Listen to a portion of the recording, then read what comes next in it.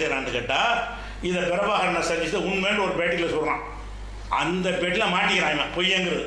அவன் எந்த பேட்டியில் வந்துக்கிட்டு அவன் நான் பிரபாகரனை சந்திச்சது உண்மைதான், சந்திச்சது மட்டும் இல்லை, இந்த பல விஷயங்கள் பேசுனது, நான் சொன்ன அத்தனை செய்திகள் உண்மைதான் அப்படிங்கிறது என்ன ஆதாரம் காட்டுறான். அவன் அதை இந்த வீடியோவை பார்க்கும் பொழுது அவனே அதில் சிலிப்பிங்காய் மாட்டுவான். அது கவனிக்க நான் தனியாக சொல்கிறேன். அது 9 போடுங்க. உங்கள் மேலே விமர்சனமாக வருது, பிரபாகரனுடனான உங்களுடைய சந்திப்பை ரொம்ப மிகைப்படுத்தி சொல்கிறீங்க.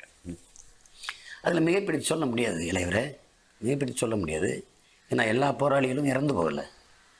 தலைவர் கூட அதை பொய் சொல்ல முடியாது, மிகைப்படுத்த முடியாது. சும்மா பேசுவாங்க, சிலர் பேசுவாங்க, விமர்சிக்கணும்.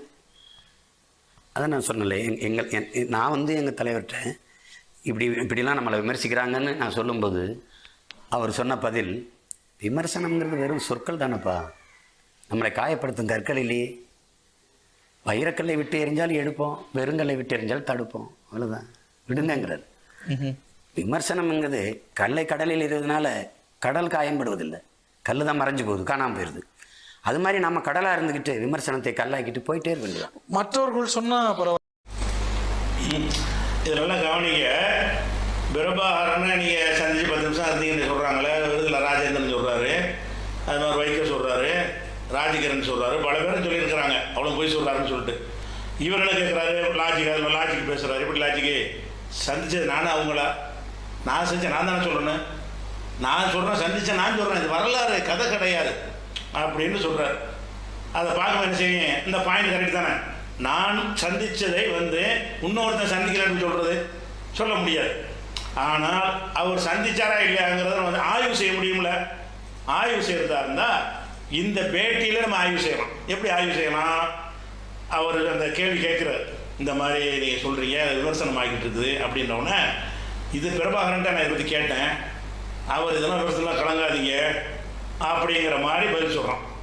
இந்த விமர்சனம் எப்போ வரும், இவன் பிரபாகரன்லாம் இறந்து போன பிறகு தான், கொல்லப்பட்ட பிறகு தான் இங்கே பேசுகிறான். விமர்சனங்கள் எப்போ வருது, இப்போ தான் வருது.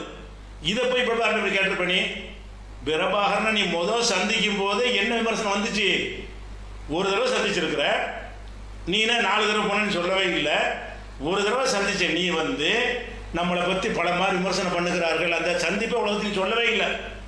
அப்படிப்பட்ட நேரத்தில் பிரபாகரன் கேட்டாராம், இந்த மாதிரி நம்ம சந்திப்பை பற்றி பலர் நம்ப மாட்டேங்கிறார்கள், பல மாதிரி சந்தேகப்படுகிறான்னு பிரபாகரன் கேட்டனே. அதுக்கெல்லாம் தயங்காதீங்க, அதுக்கெல்லாம் கவலைப்படாதீங்க, அப்படி தான் வரும் அப்படின்னு சொல்லி விமர்சனத்தை அலட்சியப்படுத்துங்கள் பிரபாகரன் சொன்னாருங்கிறார். இதில் போய் நான் இப்போ பிரபாகரனை சந்தித்த விஷயத்துக்கு பிறகு தான் விமர்சனமே வரும். சந்திச்சது உலகத்துக்கு சொன்ன பிறகு தான். முதல் தடவை சந்திக்கும் போது இப்படி கேட்டானா, இப்படி நம்மளை பற்றி விமர்சிக்கிறாங்க, என்னை பற்றி விமர்சிக்கிறாங்கன்னு கேட்டாரா இவர். உன்னை பற்றி எவன்டா விமர்சிச்சான், அப்போ எப்போ விமர்சிக்கிறான், பிரபாகரன் கொல்லப்பட்ட பிறகு நீ புது அவரு அப்போ தான் விமர்சிக்கிறான். இதை போய் பிரபாகரன் எப்படி சொல்லியிருப்ப, ஆவிட்ட போய் பேசுனியா? அப்போ அந்த துவக்கத்தில் சொல்லும் போதே பொய்ன்னு விளங்குது. அந்த நெறியாளர் ஒரு நம்மட்டு சிரிப்பிச்சு நம்மன்ற அவனுக்கு விளங்குது, நல்லா புழுகுறான்னு விளங்குது. அவர் நெறியாளர் என்ன பண்ணுறாரு, ஒரு மாதிரி சிரிச்சுக்கிட்டு அப்படி கடந்து போயிடுறாரு, அசிங்கப்படுத்தக்கூடாது. அதில் அந்த வாசகம் திருப்பி கொடுக்க போடுறாங்க. பத்தாவது நான் எங்கள் தலைவர்கிட்ட இப்படிலாம் நம்மளை விமர்சிக்கிறாங்கன்னு நான் சொல்லும்போது அவர் சொன்ன பதில், விமர்சனம்ங்கிறது வெறும் சொற்கள் தானேப்பா, நம்மளை காயப்படுத்தும் கற்கள் இல்லையே. வைரக்கல்லை விட்டு எறிஞ்சாலும் எடுப்போம், வெறுங்கல்லை விட்டு எறிஞ்சாலும் தடுப்போம், அவ்வளோதான், விடுங்கிறார். விமர்சனம்ங்கிறது கல்லை கடலில் இருந்ததுனால கடல் காயப்படுவதில்லை, கல் தான் மறைஞ்சு போகுது, காணாமல் போயிடுது. அது மாதிரி நம்ம கடலாக இருந்துக்கிட்டு விமர்சனத்தை கல்லாக்கிட்டு போயிட்டே இருக்க வேண்டியதான். விமர்சனம் வர்றதுக்கு முன்னாடி விமர்சனம் பேசணும். நான் பிரபாகரன் விமர்சனமே எப்போ வருது, பிரபாகரனுக்கு பிறகுதான் விமர்சனம் வருது. இந்த விமர்சனம் வந்த பிறகு பிரபாகரனை பார்க்கவே இல்லை. என்ன சொல்கிறான் இவன், இதை பற்றி நான் பிரபாகரன்ட்ட கேட்டேன், நம்மளை விமர்சனம் தப்பாக விமர்சனம் பண்ணுறாங்கன்ட்டு, அதுக்குன்னா நீ கலங்காதப்பான்னு சொல்லிட்டாரு. அப்படின்னா என்ன அர்த்தம், பொய் சொல்லும்போது ரொம்ப ஞாபக சக்திக்கு அதிகமாக இருக்கணும். உண்மையை பேசுகிற இப்படிவா சரளமாக வந்துட்டு இருக்கலாம். பொய் சொன்னால் ரொம்ப பயங்கர ஞாபக சக்தி உள்ளரி கொட்டிட்டாந்தாள். அதிலே தெரிஞ்சு வச்சு அவங்களும் பேசலாம், பொய் டோட்டல் அம்புட்டு பொய் அதில் வந்துருச்சு. அது போக பிரபாகரனை சந்திச்சேன்னு சொல்கிற இந்த விஷயத்தை பிரபாகரன் உயிரோடு இருந்த காலத்தில் நீ பேசுனியா, ஒரு கூட்டத்தில் பேசுனியா, அறிக்கை விட்டுருக்கிறியா, என்னைக்கா சொல்லியிருக்கிறியா? அப்போ சொல்லியிருந்தேன்னு சொன்னால் ராஜீவ் காந்தி கதையை உனக்கு ஏற்படுத்தியிருப்பாங்க. பிரபாகரன் ஆள் அனுப்பிடுற உடனே இந்த மாதிரிலாம் பிடிக்கிறதன்னு ஆமக்கரையெல்லாம் வேறு மாதிரி நடந்து போயிருக்கும். அப்போ நீ பிரபாகரன் இறந்து போகிறதுக்கு முன்னாடி அவர் உசோடு சந்திச்சிருக்கிற, சந்திச்சுட்டு வந்தவனே அது இலங்கை மக்கள் அந்த துன்ப அரசாங்கத்துக்கு நீ பேசும் பொழுது எந்த கூட்டத்திலையாவது பிரபாகரனை நான் பார்த்து விட்டு வந்தேன் அப்படின்னு ஒரு வார்த்தை சொன்னியா? பிரபாகரன் உயிரோடு இருக்கிறான். காதுக்கு போனுச்சுன்னா புலிகள் வந்து வேற மாதிரி நடவடிக்கை எடுத்துருவாங்கங்கிறனால வாய முடிட்டு இருந்த. நீ பிரபாகரனை பார்த்தங்கிற இந்த புருடாவெல்லாம் எப்போ நீ விடுற? பிரபாகரனுக்கு பிறகு விடுற, கொல்லப்பட்ட பிறகு விடுற. அப்போ இதையும் சிந்திக்க மாட்டான ஒருத்தன். பிரபாகரனை சொல்கிறான் நீ எப்போ சொல்லி இருக்கணும்? அவர்களுக்கு எதிராக இலங்கை அரசாங்கம் வந்து முள்ளிவாய்க்கால் தாக்குதல் நடத்தி கொண்டிருக்கும் பொழுது, கொத்து கொத்தாக புலிகள் கொல்லப்பட்டு கொண்டிருக்கும் பொழுது என் அண்ணனை சந்தித்து விட்டு வந்தேன் அப்படியா இப்படியா நீங்க ஏதாவது பேசுனியா? எல்லாம் போயிட்டாங்க பேசுறாங்க. பிரபாகரன் மட்டும் போயிட்டு புலி போராளிகள் இருந்தாண்டு வைக்க, அப்போ கூட இவர் நடமாட முடியாது, வேற மாதிரி ஆயிருக்கும். எல்லாரும் போயிட்டாங்க, யாருமே இல்லை.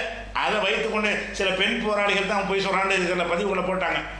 அவங்க செட்டில் அவங்கெல்லாம் போரெல்லாம் விட்டு ஒதுங்கி திருந்தி வாழ்றோன்னு போனவங்க, அவங்க தான் அந்த மாதிரி பிரபாகரனை கேவலப்படுத்துறான்னு சொன்னாங்களே தவிர அவங்க திருப்பி கொடுக்கக்கூடிய ஆளுக்கு யாருமே உங்களோட இல்லை. அந்த தைரியத்தில் அவளும் கொடுக்குறாரு. அப்போ என்ன இவர் அரசியல் நடத்த நினைக்கிறாரு, கூட்டத்தை சேர்க்கணும். இதை வச்சு எப்படி சேர்க்கறது? பிரபாகரன்கிற ஒரு மாயை, வேறு கொள்கை கோட்பாடெல்லாம் கிடையாது. பிரபாகரன் படத்தை பெருசாக போட வேண்டியது. பிரபாகரன் நான் தான் தம்பி, பிரபாகர் ஒருத்த மதிப்புல தான் அப்படி வந்துடுறது. பிரபாகரனுக்கு தம்பி, அது ஒன்று. அடுத்து என்னது? புது மதத்தை உண்டாக்குறேன். இது எவனும் சொல்ல மாட்டான்ல. திமுக அப்படி சொல்ல முடியுமா? அண்ணா திமுக சொல்லுவானா? காங்கிரஸ் சொல்லுவானா? இது அவனுக்கு இந்த வேலை கிடையாது. அவன் கட்சி அரசியல் தான் பேசிட்டு இருப்பான். இவனுக்கு என்ன செய்யறான்? யாரும் சொல்லாத ஒன்று சொல்லணும். நமக்குள்ள கிறிஸ்துவ கலரை மாற்றணும். மாத்திரமாக இருந்தால் அதுக்கு இதுதான் வழின்னு சொல்லி கண்டுபிடிச்ச விஷயம் தானே தவிர, இவனை மாறு ஒரு அயோக்கியன் சதிகாரன் திட்டமிட்டு மக்களை வஞ்சிக்கக்கூடிய ஏமாற்று பேர் வழி, மோசடி பேர் வழி இந்திய வரலாற்றிலேயே எனக்கு தெரிஞ்சு நான் படித்த பல பேருடைய வரலாறுகளை இப்படியான ஒருத்தனை பார்த்ததே கிடையாது, கேட்டது சந்திச்சதும் கிடையாது. அப்போ அந்த மாதிரி விஷயத்தை என்ன செய்யணும்? விளங்கி கொள்ள வேண்டும். இது